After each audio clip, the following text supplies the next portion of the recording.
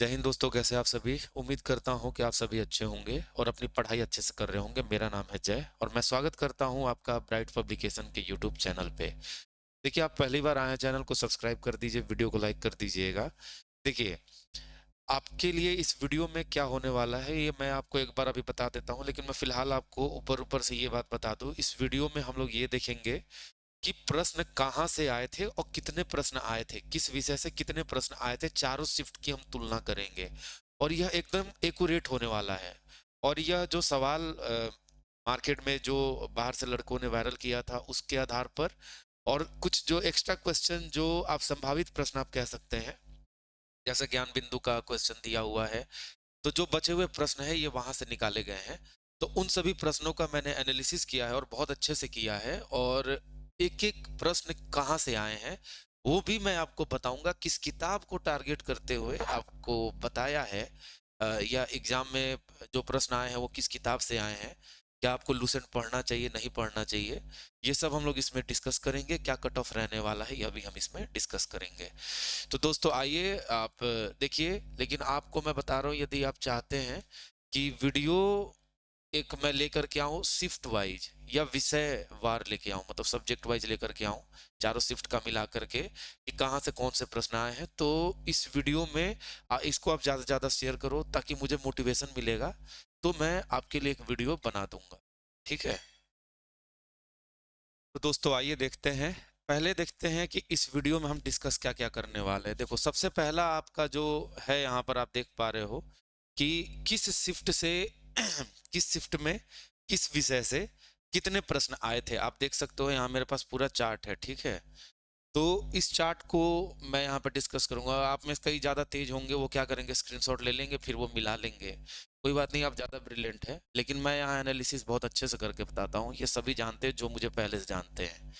दूसरा, कि कौन सा शिफ्ट कठिन था या कौन सा आसान था। देखो, अभी मार्केट में क्या है, टीचर सीधा कह दे रहे हैं फलाना शिफ्ट हार्ड था, फलाना शिफ्ट आसान था, इतना कट ऑफ जाएगा, उतना कट ऑफ जाएगा। तो ये कोई कह दे रहा है 50 कट ऑफ जाएगा, कोई कह रहा है 55 कट ऑफ जाएगा। तो ये इस तरीके से लोग मार्केट में एक तरीके से अफवाह सा उड़ा रहे हैं। इसलिए क्योंकि मेंस अभी आने वाला है, आपका रिजल्ट अभी डिक्लेयर नहीं हुआ है। अब जो टीचर हैं इनके पास बहुत कम समय है आपको आकर्षित करने के लिए। आकर्षित करने के लिए वो वीडियो बना रहे हैं कि भाई हमारे किताब से इतने आए हैं प्रश्न, ये आए हैं वो आए हैं। लेकिन मैं बता रहा हूँ कहीं से किसी के किताब से प्रश्न नहीं आया। यदि आप इस झांसे में फंस गए तो मैं बता रहा हूँ दोस्तों, आप मेंस में नहीं निकल पाइएगा। मेंस पूरा का पूरा सेल्फ स्टडी का चीज है। आप यदि सोच रहे हैं कि मैं बिना सेल्फ स्टडी किए टीचर के साथ रह करके और निकाल लो एग्जाम, तो भूल जाइए, आप मेंस नहीं निकाल पाइएगा। देखिए, कौन सा शिफ्ट कठिन था या आसान था इसकी तुलना करेंगे। किस किताब से प्रश्न आए थे, कौन सा बुक को उठा के प्रश्न दिया है, एक एक प्रश्न का मैं बताऊंगा आपको। और मैं बहुत अच्छे से एनालिसिस किया, ये नहीं कि ऊपर ऊपर आया वीडियो बनाने पहुंच गया, नहीं, ऐसा नहीं किया हूं मैं। लोगों का सुन करके और आके वीडियो बना रहा हूं। अब देखो, क्या होगी कट ऑफ, ठीक है। और पेपर हार्ड होते हुए भी कट ऑफ फिर भी क्यों ज्यादा चला जाता है, हम लोग इसकी भी तुलना करेंगे। वीडियो थोड़ी लंबी हो सकती है, बने रहना लास्ट तक। आगे मेंस के लिए कौन सी किताब पढ़ें। अब देखो दोस्तों, यहाँ पर हम लोग इतना तो देख लिए, अब आइए शुरू करते हैं। ये देखो आपके सामने में है, ये जो प्रश्न है यहाँ देखो, मैंने मेन विषय दिया, जैसे साइंस है, इतिहास है और भूगोल है। भूगोल के दो भाग हैं, भारतीय विश्व। ये देखो, साइंस में भौतिकी यानी फिजिक्स केमिस्ट्री बायोलॉजी, यानी कि भौतिकी, रसायन और जीव विज्ञान। उसके साथ में पर्यावरण, उसके साथ है प्राचीन भारत, मध्यकालीन भारत, आधुनिक भारत, और यहाँ पे विश्व इतिहास। तो करंट अफेयर, इंग्लिश मैंने इसमें हिंदी नहीं जोड़ा है। आप लोग कई उसको हिंदी मान ले रहे होंगे, लेकिन दोस्तों वो हिंदी नहीं है, वो असल में इंग्लिश ही है। क्योंकि वो हिंदी का इंग्लिश में ट्रांसलेशन पूछ लिया, तो वो आपका इंग्लिश का प्रश्न है। इंग्लिश का कोई मीनिंग पूछ दिया, जैसे प्लान का पूछ लिया है या इस तरीके से पूछा हुआ है, तो वो इंग्लिश का हिंदी पूछ रहा है, तो सब इंग्लिश है एक तरीके से, ठीक है। उसके बाद आप देखो, विविध से प्रश्न आए हैं, बिहार से प्रश्न कितने आए हैं, गणित से कितने प्रश्न आए हैं और कहाँ से आए हैं, पॉलिटी से कितने आए हैं, कंप्यूटर में। आप यहाँ पे तुलना कर सकते हो। जैसे देखो, साइंस में देखो, फिजिक्स में पहले शिफ्ट में 6 प्रश्न है, तो दूसरे में 18 तारीख का 5 प्रश्न है। वैसे ही देखो, उसमें भी 5, इसमें भी 5। कुल मिला के आप बात समझ सकते हो दोस्तों। देखो रेशियो किस तरीके से मेंटेन किया गया है। तीनों चारों के चारों शिफ्ट में रेशियो मेंटेन किया गया है प्रश्न का। देखो केमिस्ट्री, मैं अभी थोड़ी देर में बताऊंगा कहाँ से उठाया गया है प्रश्न। केमिस्ट्री 5 5 5 और यहाँ पे आ गया 6, पहले यहाँ पे 6 था तो यहाँ पे केमिस्ट्री 6 पूछ लिया।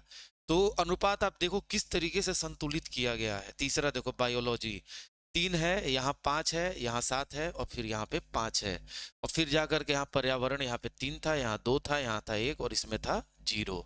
तो कुल मिला के आप देख लो यहाँ पे 6 5 11 3 14 3 17 प्रश्न आए हैं साइंस से। 5 10 15 2 17 प्रश्न यहाँ भी आए हैं। 5 5 10 17 1 18 प्रश्न आए हैं। 5 6 11 5 16 प्रश्न यहाँ आए हैं। अब बताओ क्या अनुपात में गड़बड़ी लगी आपको? एक दो प्रश्न ऊपर नीचे दोस्तों वो मैनेज है, ठीक है, लेकिन किस प्रश्न के ज्यादा और कम होने की वजह से पेपर कठिन होता है हम उस पर भी आएंगे। देखो इसके थोड़ा सा ज्यादा ऊपर होने से इससे बहुत ज्यादा फर्क नहीं पड़ेगा, लेकिन कहाँ से पड़ेगा मैं बता रहा हूँ। देखो इतिहास, इतिहास में देखो प्राचीन भारत से 3 प्रश्न है। इसके बाद यहाँ देखो इसमें भी 3 है, यहाँ भी 3 है, तो यहाँ पे 4 है। वैसे ही देखो आप मध्यकालीन में इसमें एक भी नहीं आया, एक भी नहीं आया, यहाँ पे एक दे दिया और यहाँ पे एक दे दिया मध्यकालीन भारत में। आप जानते हैं कि एनसीईआरटी के टॉपिक से मध्यकालीन भारत का एक तरीके से आप सोचो तो अब नए वाले किताब में हटा ही सा दिया गया है।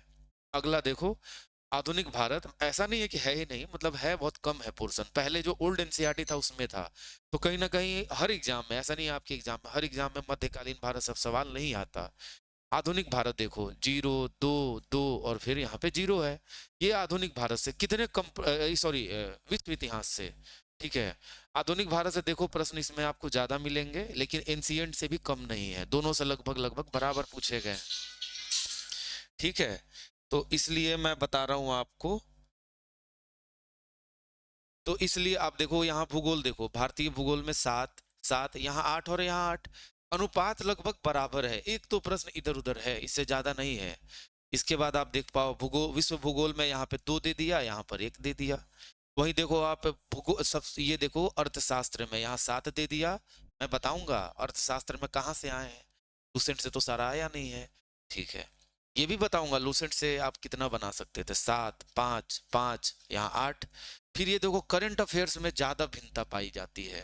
करंट अफेयर्स में 25 है, यहाँ 20 है, इसमें 18 है, यहाँ पे 23 है। देखो यहाँ कितना अप डाउन हो गया। अब इसके बढ़ने और घटने से शिफ्ट का आसान और हार्ड होना आप कह सकते हैं कि इस पे डिपेंड कर सकता है। बाकी इंग्लिश देखो, इंग्लिश सब में बराबर है लगभग, ठीक है। विविध में देखो, अब विविध में देखो भिन्नता कितनी है, यहाँ पे 10 पूछ दिया, बाकी 5 6, क्योंकि यहाँ पे करंट कम पूछा है, ठीक है, देख रहे हैं यहाँ पे करंट कम पूछा है। अब ऐसे ही देखो यहाँ पर देखो, यहाँ पर सब जगह 9 9 5 है, 9 है, 6 है, बिहार जीके से यहाँ 11 पूछ दिया। अब देखो ये 11 में जो बिहार आप देख रहे हैं ना, ये मत सोच लेना कि बिहार 11, ऐसे नहीं, बिहार में करंट अफेयर्स भी इंक्लूडेड है, इसलिए यहाँ पे करंट आपको 18 कम दिख रहा होगा, क्योंकि यहाँ पे बिहार का करंट अफेयर ज्यादा पूछ दिया है, इसलिए यहाँ पे करंट का आपको संख्या कम लग रहा है। लेकिन ओवरऑल आप देखेंगे तो रेशियो लगभग बराबर है। तो मैंने बिहार में जो बिहार का जीके है और उसके साथ में करंट अफेयर दोनों जोड़ के इसमें बना दिया है। मैथ देखो दोस्तों 12 है, यहाँ 10 है, यहाँ 10 है, यहाँ 10 है, ये 12 आप समझो काफी बड़ा रोल प्ले कर रहा है। क्यों? क्योंकि 2 प्रश्न मैथ के आप समझ रहे हैं, बल्कि मैथमेटिक्स थे और उसको बना पाना कठिन काम था, मतलब टाइम टेकिंग था, मुश्किल नहीं था, टाइम टेकिंग था। लेकिन आप बताओ कि जो दरोगा की तैयारी करते हैं क्या वो पीटी के लिए मैथ पे ध्यान देते हैं? नहीं देते, तैयारी भी करके नहीं जाते। जब एग्जाम में अचानक गए और अचानक आपको मैथ मिल जाए इतना, और वो भी कॉम्प्लिकेटेड, तो आप सोचो कि आपको एक एक ऑप्शन भी बना बना के चेक करना पड़ रहा था आंसर तक पहुंचने के लिए। तो आप बताओ कि कठिन होगा कि आसान होगा? वो कठिन होगा। और आप इसमें भी सोचो जो पहली बार ही गया है, चारों के शिफ्ट के लड़कों ने बराबर तैयारी की, भाई जैसा आया अभी तक में उस तरीके से तैयारी की, जिस तरीके के प्रश्न जिस किताब से प्रश्न आते थे लोगों ने उसको पढ़ा। अरे मैक्सिमम लोगों ने तो यही किया होगा। लेकिन जब एग्जाम में गए पहले शिफ्ट के लड़के, तो उनके लिए अचानक से शॉकिंग था ये, इसलिए वहां पे उनकी आदत नहीं थी। वो तो यही सोच रहे थे बनाते बनाते, जैसे कि मैं 18 के पहले शिफ्ट में था, तो 18 तारीख तो मुझे क्या हुआ, तो मैं तो वही सोच रहा था, एग्जाम देने गया था, मैं बहुत अच्छे से तैयारी कर नहीं पाया था, तो करंट तो पढ़ नहीं पाया था, लेकिन सोचा था कि चलो करंट तो 20-25 ही रहता है, लेकिन 70-75 तो जो स्टैटिक आता है उसको तो मैं बना लूंगा। और मैं बनाया भी, लेकिन खाली उससे काम कहाँ चलता है। लेकिन लगभग लगभग ठीक ही है, देखते हैं क्या होता है मेरा। लेकिन ये देखो राजनीति में देखो 9 है, यहाँ 8 है, यहाँ 9 है, यहाँ 6 है, तो ऊपर नीचे एक आध प्रश्न है, ठीक है, यहाँ पे 2 है, यहाँ 1 है, यहाँ एक भी नहीं, यहाँ पे 1 है। तो आप देख सकते हो कि सभी प्रश्न का अनुपात लगभग बराबर है, किसी में एक दो प्रश्न ज्यादा है, किसी में एक दो प्रश्न कम है, ठीक है। अब आइए दोस्तों हम देखते हैं कि कौन सा पेपर कठिन है। आप इसका स्क्रीनशॉट ले सकते हैं, ठीक है ना। और वो जो अनुपात मैंने दिया है, आपको किसने क्या दिया मुझे नहीं पता, लेकिन मैं बता रहा हूं मैंने जो अनुपात बनाया दोस्तों, वो एकदम सही है और सटीक है, ठीक है। बस ये है कि बिहार में Bihar GK plus current affairs दोनों है। अब देखो हार्ड सब्जेक्ट कौन से हैं जो आपके परीक्षा को टफ बनाते हैं। हार्ड सब्जेक्ट किसको कहोगे? वो सब्जेक्ट जो बदलता रहता है। जैसे सबसे ज्यादा हार्ड सब्जेक्ट आप देख सकते हो तो करंट अफेयर्स है। क्यों है? देखो करंट अफेयर्स मैं जानता हूँ कुछ लोगों के लिए आसान होगा, लेकिन दोस्तों मैं ये बता रहा हूँ करंट अफेयर्स को आसान तब कहिएगा, अरे कोई बहुत पढ़ेगा तो क्या करेगा, वार्षिकांक पढ़ेगा। वार्षिकांक किसका पढ़ेगा? स्पीडी का पढ़ेगा। लेकिन क्या आप बताओ, क्या करंट अफेयर्स 2024-25 के ही थे कि 23 के भी थे कि 22 के भी थे कि 21 के भी थे कि 20 के भी थे कि 19 के भी थे? दोस्तों मैंने चारों पेपर को एनालाइज किया है, मैं देख रहा था 2019 तक के भी करंट अफेयर्स परीक्षा में पूछे गए हैं और अच्छे प्रश्न पूछे गए हैं। तो मैं ये नहीं कह रहा हूं कि स्पीडी पढ़ने वाले नहीं बना पाए होंगे या देखो, लेकिन जो भी है करंट अफेयर्स इतना पुराना तक आ जाना कहीं ना कहीं इसके टफनेस, इसकी कठिनता को दर्शाता है। तो आप एक समझ के देखो, आप 1 साल का पढ़ के जा रहे हो, परीक्षा में 20 आया है, तो आप तो ऐसे ही जब पुराना दे दिया तो आप तो ऐसे ही 20 में से 17 बनाओगे। लेकिन क्या आप 20 में 20 बना पाओगे? नहीं बना पाओगे। जब पुराना दे दिया तो और कम चांसेस है, इसलिए करंट अफेयर्स पे बहुत लोग ज्यादा ध्यान नहीं दे पाते हैं। बहुत ज्यादा 10 दिन 15 दिन पढ़ के जाते एग्जाम में, उसमें जितना स्कोर हो पाए उतना। दूसरा देखो मैथ, देखो दोस्त मैथ मैं जानता हूं कि आसान है, लेकिन आप बताओ कि आप जब तैयारी करते थे या आप जो तैयारी किए हैं, तो आपको क्या मैथ पे ज्यादा ध्यान था? देखो पीटी मैथ का गेम ही नहीं है, पीटी करंट का गेम है, और यह अवधारणा अब तक बनी हुई थी। लेकिन दोस्तों इसने क्या कर दिया, बीपीएससी का उठा लिया, मतलब 10 प्रश्न मैथ ही दे दिया। पहले रीजनिंग दे देता था, 7 प्रश्न 5 प्रश्न रहते थे, जिसमें 3 मैथ 2 रीजनिंग, या 3 रीजनिंग 2 मैथ, या 3 मैथ 3 रीजनिंग ऐसे आता था। अभी तो 10 प्रश्न दे दिया। अब ये बताओ रीजनिंग कौन नहीं बनाता है? कोई बना लेता है। तो 3 प्रश्न तो ऐसे ही सरप्लस में रहते थे। लेकिन आप बताओ कि अभी मैथ की बात करो आप, मैथ 12 प्रश्न है पहले शिफ्ट में, देखो बाकी में 10 10 10 है, ठीक है, अनुपात लगभग लगभग बराबर है। लेकिन इस मामले में ये आगे निकल जाता है इसलिए क्योंकि मैथ है टाइम टेकिंग, और आप एग्जाम में जब बैठे थे तो आपको पता होगा कि जो मैथ है वो मैथ बनाना कितना कॉम्प्लिकेटेड था, तो आपका समय ज्यादा ले लेगा। जब समय ज्यादा ले लेगा तो क्या जीके का प्रश्न आसान था क्या, कि वन लाइनर है टिक लगा के निकल लिए? तो ऐसे लड़के जनरली जो पढ़ने वाले हैं वो यही करते हैं, प्रश्न पढ़ते जा रहे हैं, बना तो ठीक है, नहीं तो आगे समय लेके बाद में देख लेंगे। लेकिन ये बताओ मैथ भी तो ऐसा ही था, जहां फंस गए तो वहां पर फिर आप बैक जा करके देख करके सोचते कि बैक आके बनाऊंगा। लेकिन भैया यहाँ तो सभी के सभी प्रश्न वे ऐसे थे, तो कैसे होता मैनेज बताइए। तो जब आप बैक मान लो ये बना भी लिया 12 हो, तो क्या आपके पास बैक जाने का समय बचा था? आप खुद से बताओ, स्वयं से पूछ के बताओ, क्या आप 2 मैथ, एक भी एक नहीं है, 2 मैथमेटिक्स है एक्स्ट्रा, क्या आप बैक जा पाते? और बैक जाते तो क्या आप जीके क्या बिना सोचने वाला आया था क्या? जीके में भी आपको दिमाग लगाना पड़ता, सोचना पड़ता सॉल्व करने के लिए, जो कि समय नहीं बचा। मेरे साथ तो ऐसा ही हुआ, और मेरे क्लासरूम में जितने लड़के बैठे थे मैंने एनालाइज किया, वहां पे सबका सेम ही था, सबका यही हाल था। इसलिए एग्जामिनेशन हॉल में कोई पूछ भी नहीं पाया है। एक आध होंगे आदत से लाचार जो शायद उसी भरोसे गए होंगे तो पूछ पाए होंगे, लेकिन वो फिर नीचे का मैथ वगैरह ये सब बना नहीं पाए होंगे, तो उनको फेल ही होना है। तीसरा देखो यहाँ 5 है, यहाँ पे आप देखो बिहार 9 है 11 है। अब देखो ये 9 और 11 पे मत जाओ, ये सब में रेशियो अनुपात सेम है, बस फर्क ये है कि यहाँ बिहार का करंट अफेयर ज्यादा पूछ दिया है, यहाँ भी बिहार का करंट अफेयर्स ज्यादा पूछ दिया है। तो आप देखो यहाँ पे करंट अफेयर्स 25 है और यहाँ पे इसका 5 है, तो यहाँ पर इससे 4 एक्स्ट्रा है, तो यही 4 जो है करंट अफेयर्स का है, जो यहाँ कह सकते हो 24 है यहाँ पे। यहाँ पे 11 है, यहाँ पे आप देखो औसतम 5 है, तो यहाँ पे 6 है एक्स्ट्रा, तो ये 6 एक्स्ट्रा मान लो बिहार जीके का है, तो 18 6 24 यहाँ भी हो गया। यहाँ पे 6 है, यहाँ 5 बनाओ तो यहाँ से एक एक्स्ट्रा निकलता है, यहाँ जोड़ दो, ये भी 24 हो जाता है। तो आप देखो करंट अफेयर्स का अनुपात सेम है, बशर्ते किसी में बिहार का करंट ज्यादा पूछा है, किसी में बिहार का कम पूछा है। ये है, जैसे पहले में देखो यहाँ बिहार का कम पूछा है, तो इस मामले में क्योंकि बिहार करंट अफेयर्स दोस्तों हर कोई पढ़ नहीं पाता है, इसलिए कहीं ना कहीं आप मान सकते हो कि इस मामले में फर्स्ट शिफ्ट वाले को थोड़ा सा एक तरीके से करंट के मामले में रियायत मिली थी, लेकिन है तो ओवरऑल करंट का ही प्रश्न ना।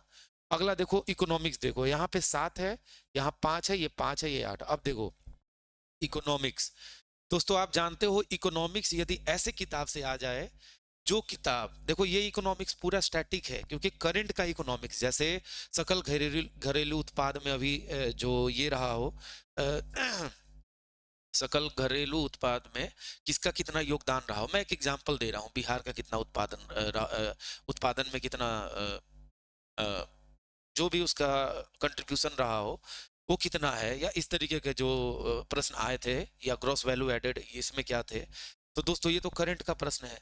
तो करंट वाला यहाँ नहीं है, ये इकोनॉमिक्स में स्टैटिक इकोनॉमिक्स है, जैसे कॉन्सेप्चुअल इकोनॉमिक्स है इसमें, जैसे गरीबी रेखा का निर्धारण, अन्य योजना, या इसके साथ में आप देखोगे जन धन योजना, तो ये सब स्टैटिक पोर्शन है, ठीक है। तो ये ऐसे प्रश्न है यहाँ पे इंक्लूडेड है, आप देख सकते हो कि यहाँ 5 है, यहाँ 5 है, यहाँ पे 8 है, यहाँ पे 7 है।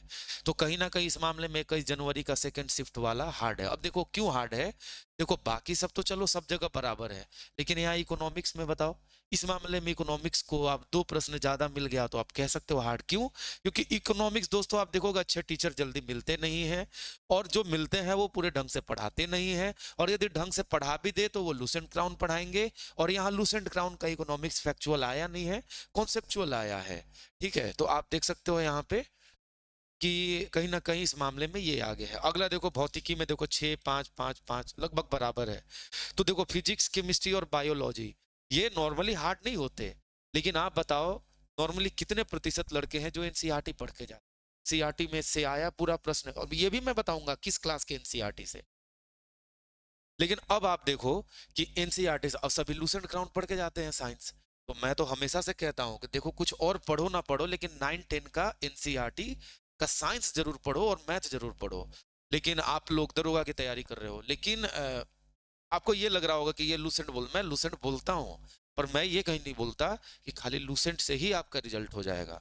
मैं उन लोगों को ये जवाब देता हूं जो ये कहते फिरते आपको बेवकूफ बनाते हैं कि लूसेंट से प्रश्न नहीं आएगा, टुटपुंजिया बॉम्ब से प्रश्न नहीं आएगा, ऐसे लोग कहते हैं। मैं उनको जवाब देता हूं, लेकिन सच्चाई तो यही है कि खाली लूसेंट से भी रिजल्ट नहीं होगा, तो उतना ही सच ये भी है कि खाली एनसीईआरटी से भी आपका रिजल्ट नहीं होगा। बता रहा हूं कैसे, आगे देखो। भूगोल है, ये सब आपको मैं बता दिया, तो कहीं ना कहीं इन प्रश्नों को का यदि अनुपात ज्यादा है जिसमें उसको टफ मान सकते हो, लेकिन मैंने आपको यहाँ दिखा दिया चारों में लगभग लगभग बराबर है, लगभग लगभग बराबर ही है, किसी में ज्यादा किसी में कम नहीं है। आप देखो इसके थोड़ा ज्यादा होने से कोई फर्क नहीं पड़ता, इकोनॉमिक्स के ज्यादा होने से फर्क ज्यादा पड़ेगा, और मैथ के ज्यादा होने से फर्क ज्यादा पड़ेगा, और करंट अफेयर्स के भी ज्यादा होने से फर्क ज्यादा पड़ेगा। इसलिए आप देखो चारों में करंट अफेयर्स तो बराबर है, मैथ लगभग लगभग बराबर है, लेकिन यहाँ 2 प्रश्न ये बहुत ज्यादा रोल प्ले करेगा। ज्यादा होने का कारण क्यों होगा? क्योंकि आपके पास समय खाएगा ये, और समय उतना बचा नहीं था, आप नोटिस किए होंगे। लेकिन फिर भी ऐसा नहीं कह सकते कि इससे 10 नंबर का फर्क पड़ेगा, इसे मुझे नहीं लगता कि 2 नंबर या आधा नंबर से भी ज्यादा फर्क पड़ेगा, आधा से भी ज्यादा का फर्क नहीं पड़ेगा। तो कुल मिला के मैंने ये प्रूफ कर दिया कि लगभग सभी के सभी जो आपके ये थे प्रश्न आए थे जितने भी विषय से, उस सब में लगभग लगभग हर विषय से बराबर आए थे। जब बराबर आए थे तो भैया आप आसान या हार्ड किस आधार पे करेंगे? कि यदि ऐसे प्रश्न आए हों जो ज्यादातर किताबों में दिए गए हों, जैसे मान लो ऐसे प्रश्न जो एनसीईआरटी के तो हैं लेकिन वो लूसेंट में भी हैं, और वो क्राउन पढ़ने वाला भी बना दे, तो उनके लिए ये प्रश्न आसान हो जाएगा।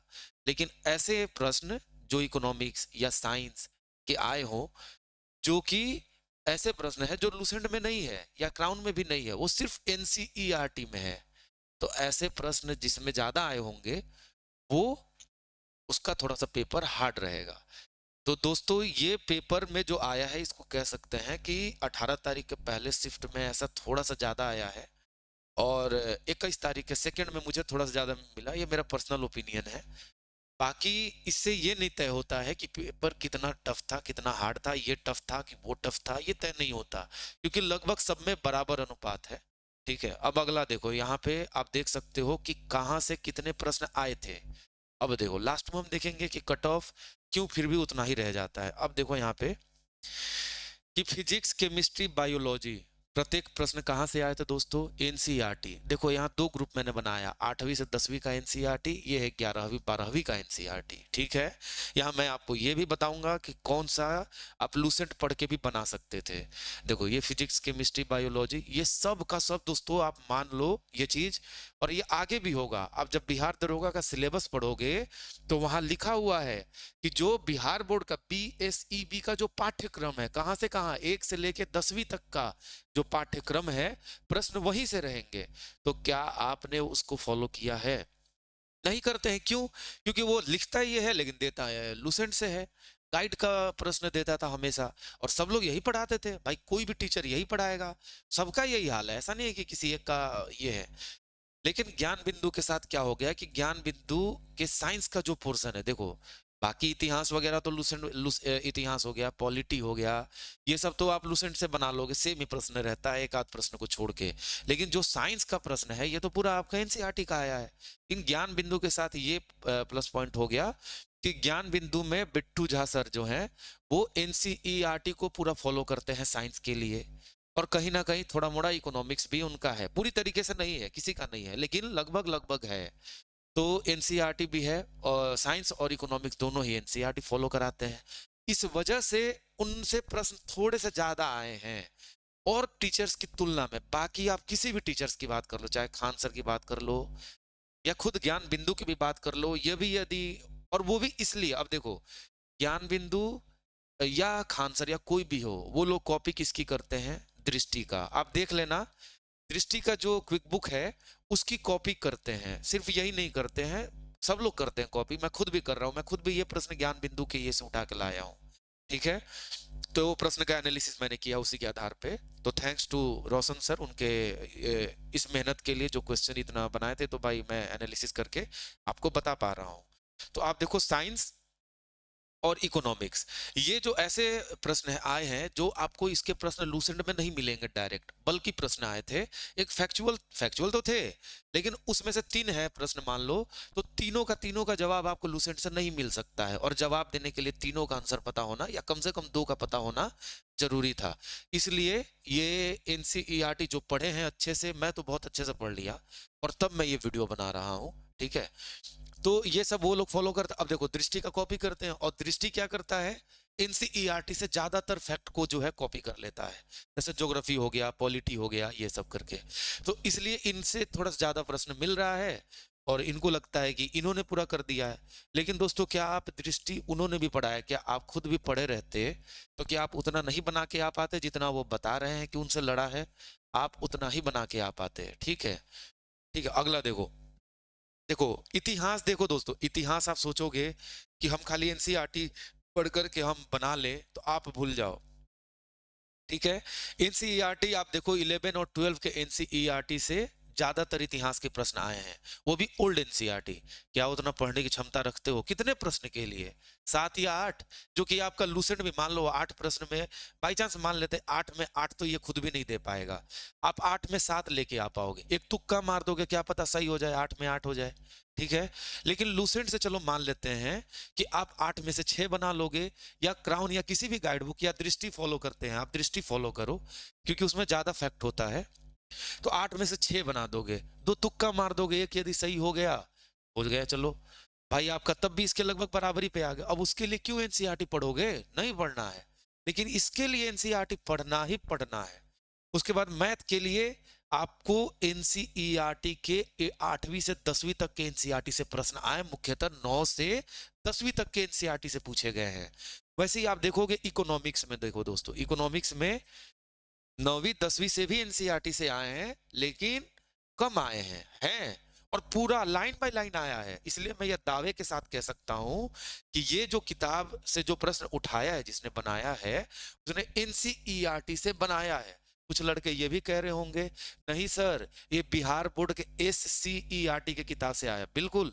तो मैं आपको जानकारी के लिए बता दूं कि मैथ और साइंस, चाहे वो एनसीईआरटी हो चाहे वो एससीईआरटी हो, दोनों का सेम है। इसलिए वो दोनों में लगभग ऐसा दिखेगा। और मैं आपको इतिहास तो पढ़ने को बोल नहीं रहा हूँ एनसीईआरटी से, लेकिन एनसीईआरटी का मैं साइंस पढ़ने को बोल रहा हूँ। तो चाहे आप बिहार बोर्ड वाला पढ़ लो चाहे एनसीईआरटी पढ़ लो, बिहार बोर्ड वाला सस्ता मिल जाएगा, एनसीईआरटी दोगुना दाम में मिलेगा। लेकिन दोनों का कंटेंट सेम है, दोनों का पेपर का मोटाई अलग है, क्वालिटी अलग है, बस इतना ही फर्क है। कंटेंट सेम है। इसलिए अब देखो, उसके साथ में आप इकोनॉमिक्स पढ़ लो। इकोनॉमिक्स कहां से पढ़ोगे? एनसीईआरटी से पढ़ लोगे। इसके अलावे पॉलिटी भी आपको 9वीं और 10वीं इनका पढ़ना है, क्योंकि ये 9वीं और 10वीं का पॉलिटी भी यहाँ पे आया। जैसे पावर शेयरिंग का प्रश्न है, कहां से आया भैया? हाँ, डेमोक्रेटिक राइट्स से प्रश्न आए हैं आपके पास, वो भी है एनसीईआरटी में। तो आपको एनसीईआरटी देखना है। पर सवाल ये है कि क्या आप पूरा एनसीईआरटी पढ़ भी ले तो क्या आप दरोगा में अच्छा स्कोर कर पाएंगे? मैं आपको दावे के साथ कहता हूं, आप दरोगा नहीं, आप यूपीएससी तक के एग्जाम में बैठ जाओ, आप खाली एनसीईआरटी पढ़ करके आप रिजल्ट नहीं दे सकते, ये गारंटी है मेरी।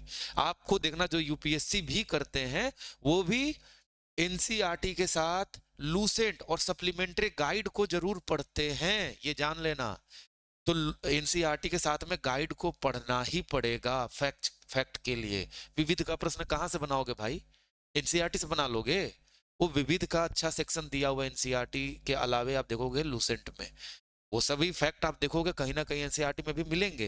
लेकिन कितना किताब खंगालोगे? वो सब लूसेंट एक जगह उठा के दे दिया है। तो वो सब जो 10 प्रश्न आए हैं, क्या वो आप लूसेंट से नहीं बनाएंगे? वो लूसेंट से ही बनेगा। और क्या आप 10 प्रश्न छोड़ दो यदि लूसेंट को छोड़ करके, तो क्या आप दरोगा में रिजल्ट दे दोगे? अरे पीटी भी नहीं निकलेगा।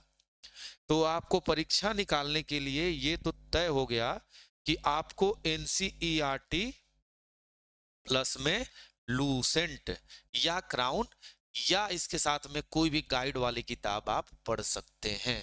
यदि नहीं पढ़ते हैं तो आप किसी भी सूरत में रिजल्ट नहीं दे पाइएगा, ये मेरा दावा है।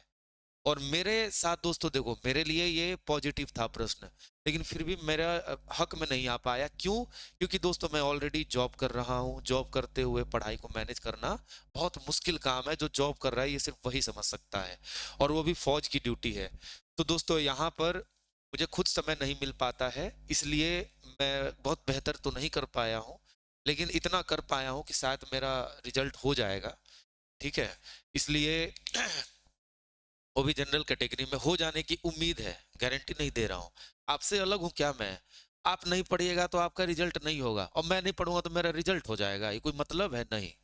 ठीक है, मेरे पास कॉन्सेप्ट अच्छा था क्योंकि मैं एनसीईआरटी ही पढ़ा हूँ, तो कॉन्सेप्ट अच्छा था, साइंस वगैरह सभी मैंने बनाए हैं।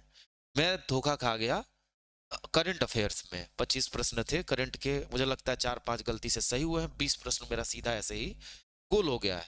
और वो गोल भी हुआ है तो नेगेटिव भी लेके गया है। ठीक है, 20 का मतलब आप समझो 2 प्रश्न लेके गया है ऐसे ही। तो इसलिए मैं वहीं पे ये हो गया। बाकी स्टैटिक वाला लगभग लगभग मैंने बनाया है। बाकी बिहार जी के, क्योंकि बिना रिवीजन का भाई हमेशा बिहार जी के आता नहीं था, इस बार ज्यादा आ गया।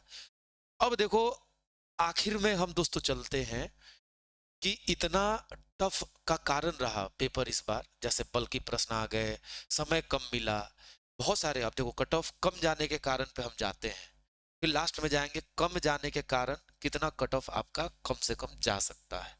तो देखो सबसे पहला दोस्तों आप देख सकते हो, सबसे पहला कारण जो मैं मानता हूं कि जब आप पेपर देने गए तो पेपर के बाद आपको कितना एक्स्ट्रा समय मिला। क्योंकि आप देखते हैं कि जो वहाँ के टीचर होते हैं कैजुअल होते हैं, उनको भी ज्यादा मतलब नहीं होता, वो भी उसी ये के टीचर रहते हैं। और वहाँ पे क्या होता है कि बेंच बगल अगल बगल रहता है। भाई प्राइवेट स्कूल में ऐसे ही होता है, कम जगह पे ज्यादा लड़कों को पढ़ाना है, तो वहाँ अगल बगल एक ही बेंच पे 2 लड़के रहते हैं। तो मैं नोटिस करता हूँ कि वहां पे लड़के सवाल पूछ लिया करते थे पहले, आधे घंटे से 35 मिनट में पहले दरोगा के प्रश्न सॉल्व कर मैं खुद करता था। ठीक है, मैं तो बीपीएससी तक का प्रश्न मैं 1 घंटे के अंदर सॉल्व किया हूँ, 150 सवाल।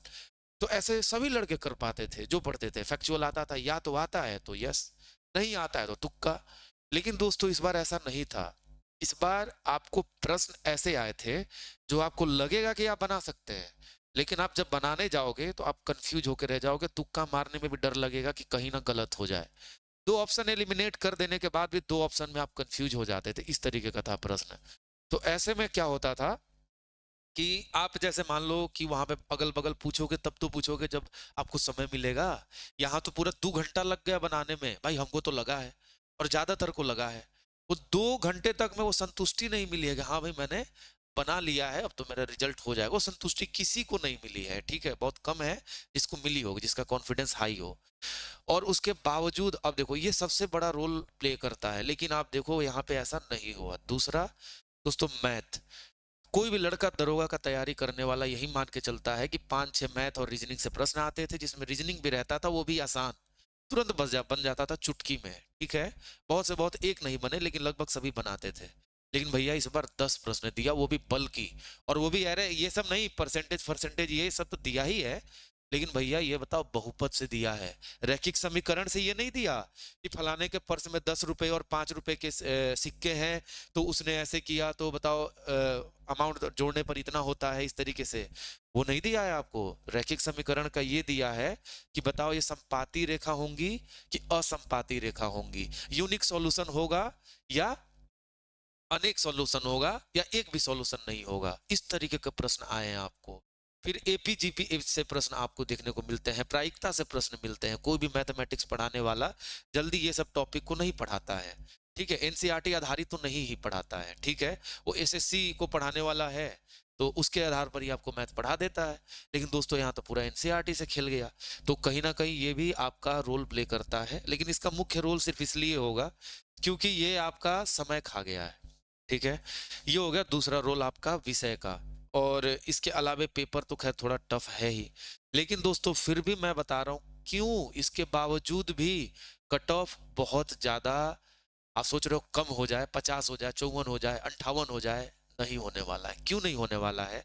आप तुलना करोगे बीपीएससी का, भैया बीपीएससी पहले 113 कट ऑफ चला गया है, मेरा भी रिजल्ट हुआ इतने पे, लेकिन दोस्त उसके बाद जब निगेटिव मार्किंग लाया कितना 1/3 है, आपके पास 1/10 है। हर 10 गलती पर एक सवाल आप खोते हैं तो कोई बेवकूफी होगा जो प्रश्न छोड़ के आता है, वो 10 का 10 बनाएगा। आपको मैं कहता हूं आज कोई भी 10 प्रश्न लो और रैंडमली सब में सी रंग दो या बी रंग दो, देखना 10 में से 3 तो कम से कम सही होंगे। यदि 10 में से 3 सही कर लिए तो आगे आपके पास 3 कर लिए तो आगे आपके पास 7 प्रश्न बच गए गलती करने के लिए, 7 बच गए और बाकी और 3 एक्स्ट्रा मिल गए गलती करने के लिए। अब इन 10 में से भी फिर आपको 3 मिल जाएंगे एक्स्ट्रा, फिर यहाँ से मिल गए, समझ रहे हो? तो देखो ये कितना प्रश्न सही हो जाता है। आप यदि 20 प्रश्न तुक्का लगाएंगे ऐसे केस में तो आप समझो कि आपकी बहुत ज्यादा प्रायिकता है या संभावना है कि आपका तुक्का सही लगेगा। और बिहार दरोगा में तुक्का का बहुत बड़ा रोल है।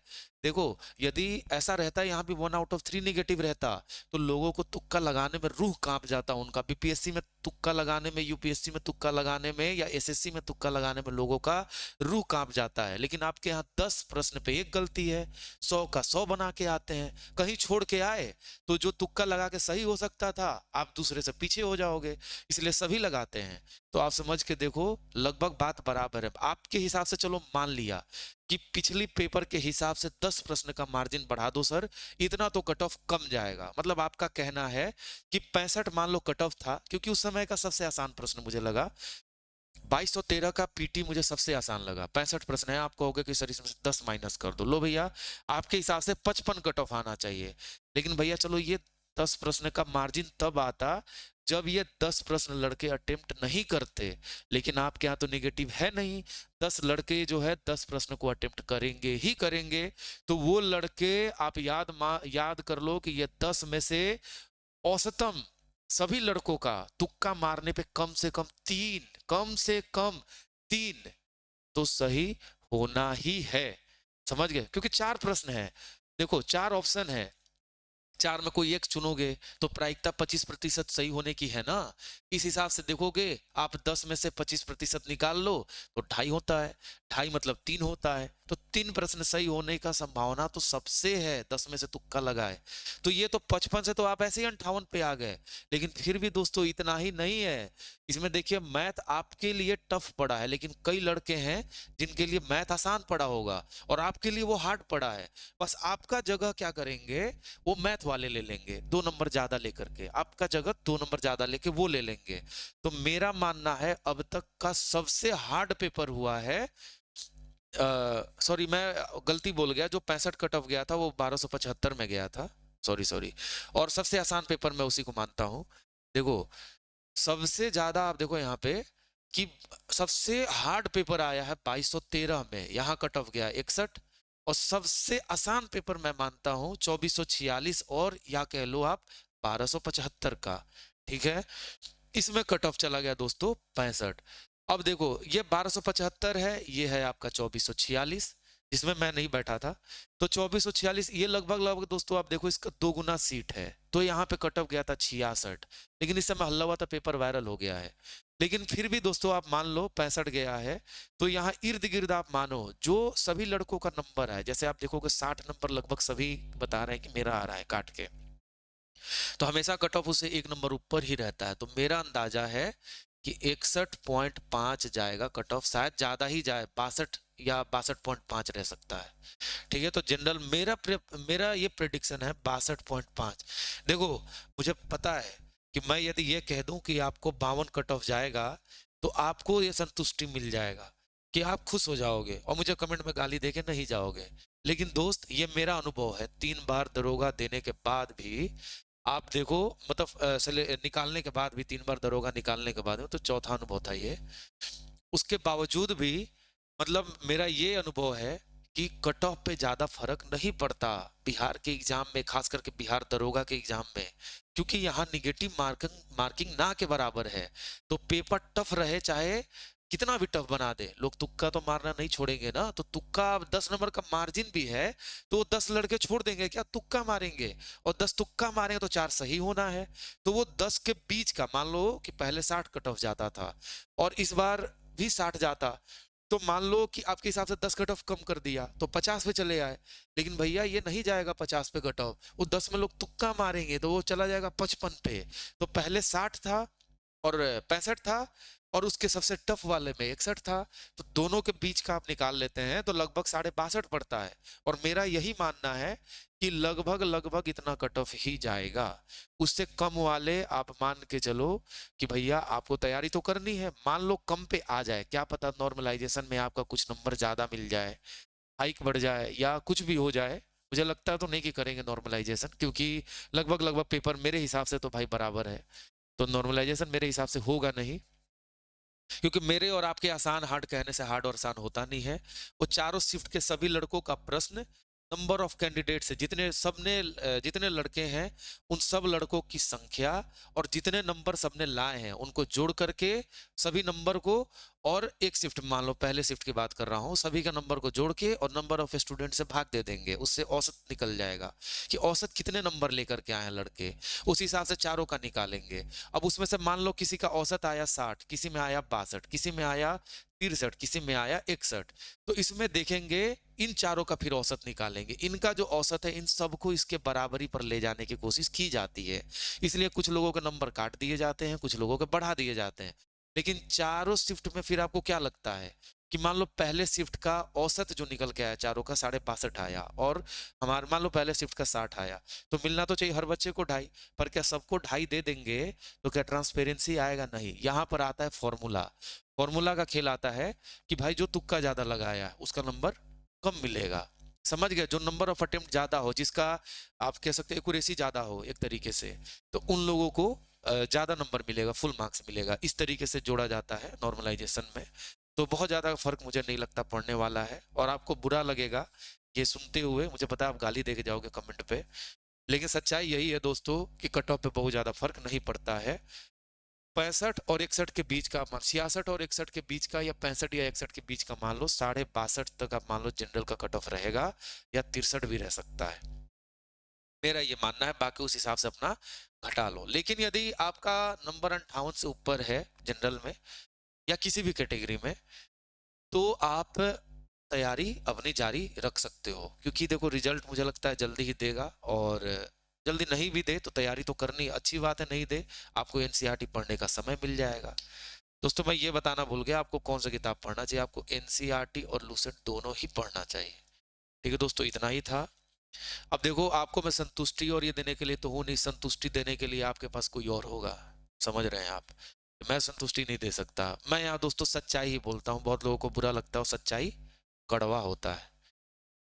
तो फाइनली दोस्तों यही था, और मैं उम्मीद करता हूँ कि आप इसको समझ पाए होंगे। यदि आप चाहते हैं कि आपको इसी टॉपिक से मैं वीडियो बनाऊं और शिफ्ट वाइज बताऊं कि एनसीईआरटी से कौन से प्रश्न किसका उत्तर कहाँ है, ये जानना चाहते हैं, तो आपके पास दो ऑप्शन है। एक तो ऑप्शन है कि आप जेमिनी यानी कि एआई से आप पूछ लो, जेमिनाई से, कि भाई ये प्रश्न है ये किस एनसीईआरटी से पूछा गया है, वो आपको चैप्टर के हिसाब से नाम बता देगा। दूसरा, फिर उस चैप्टर में आप ढूंढ सकते हो। दूसरा आप कहो तो मैं वीडियो बना दूंगा, लेकिन वीडियो बनाने के लिए आपको कुछ खोना नहीं, बेसिकली आपको थोड़ा सपोर्ट करना पड़ेगा। इस वीडियो को ज़्यादा से ज़्यादा फैलाओ, लोगों तक बताओ, ठीक है। बस यही, तब तक के लिए जय हिंद, वंदे मातरम।